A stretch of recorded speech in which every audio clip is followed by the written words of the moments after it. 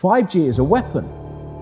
It's used by the military. Do you know these 5G millimeter wave technologies are used to scatter crowds? You know, they drive up in this technology when they want to scatter a cloud, and they put out these frequencies. The world is aching for this information, and they're looking for answers to all these problems in the world. Are you feeling that more than ever? Oh, big time. I was looking around and observing people and observing events, and it was very clear that although there was not, this vast number of people that were saying, oh, there's a conspiracy or whatever, they were uncomfortable about the world. They were uncomfortable about what was happening. They couldn't articulate why they were uncomfortable, but they didn't like it. They felt uneasy about it. And so I started out on this speaking tour to basically say to those people, this is why you're feeling uneasy, because this is why these events are happening. They're not random, they're happening by actually long planned design. And when people hear another explanation of the world, which instead of presenting the world as a series of random dots, but actually connects them and says that's happening because of that, and that's happening because of that, and that's connected to that, and that's connected to that, and this is where they're all leading us, it's extraordinary to see the lights go on, and people go, and actually this makes far more sense than what I've got from the mainstream media. So it is a time of great challenge, because this thing is moving, not least into the technological level of control. But, there's such a difference between what you see in the mainstream, what you see coming from people who dominate the microphones, and what you get when you talk to people in the general population, that they do not see life the same way. Not least because the more they observe the real world that they're told to believe in, the less sense it makes, the more ridiculous it is. So there has to be other explanations, and people are more open to them. 5G is a weapon. It's used by the military. Do you know these 5G millimeter wave technologies are used to scatter crowds? You know, they drive up in this technology when they want to scatter a cloud, and they put out these frequencies in a much higher power than 5G will be initially with us, but the same frequencies. And people scatter because they get the feeling their skin is on fire. Because the human body, including the skin, is an antenna. It interacts with frequencies, and it receives and transmits information. At the cutting edge of understanding of DNA, scientists know that DNA is a receiver-transmitter of information. And so we are electromagnetic, electrical organisms, transmitters and receivers of information. When our electromagnetic fields are in balance and harmony, we have health. We have psychological health, and we have physical health. The reason that this technological society is causing so much psychological and quote, physical disease is because these frequencies, technologically driven, and we live in this Wi-Fi world now and all the phone masts and all the rest of it, these technologically generated frequencies are scrambling the balance of the human electromagnetic electrical communication systems. And if you scramble them, you create a state of disharmony, dis-ease, which plays through to physical and mental, emotional, psychological dis-ease. I say this to kids and anybody else. How long could you live without your smartphone? And then ask, what is an alcoholic? Well, an alcoholic is someone addicted to alcohol. Yeah. Why is he addicted to alcohol? Because he can't stop drinking it. Yeah. But you can't put your phone down. And if you do, within a few minutes, you pick it up again because you're addicted to it. So Are you controlling that bit of technology in your hand, or is that controlling you? That's controlling you. So, do you want your life controlled by a bit of technology? Do you want the rest of your life controlled by it?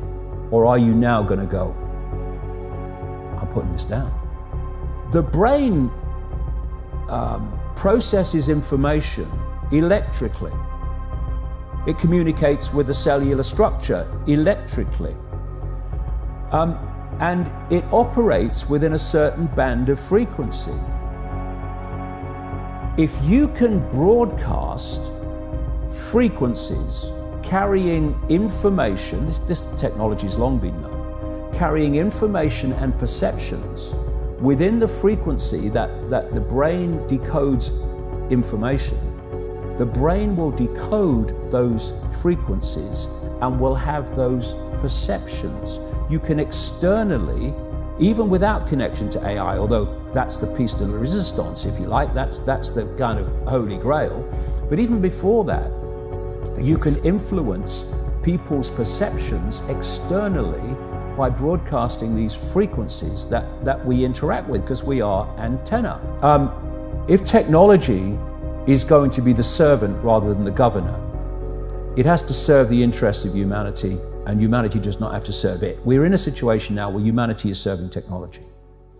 And it will be serving AI. Increasingly, it is serving AI in its algorithmic expression. Every thought, every emotional response is a frequency. It generates a frequency, and it is of itself a frequency. Hate is a frequency, and it's different to love. You know, when you are in a room and there's lots of aggression and conflict and hatred, you feel it. What do people say? Oh God, you can cut the atmosphere with a knife in there. That is because the frequencies of hate and conflict have been so generated, they have changed the electromagnetic field of the room. Okay, so 5G is going to be weaponized against us potentially. Yeah, but the point being that they worked out the frequencies of various emotions, including rage and what have you. And basically, they can play across a community these frequencies without anyone knowing, and it starts to have an effect. And you find there is very, very little that won't wait till you're on a landline, and you can have a proper conversation with someone without this burning your brain and without you constantly on it. Because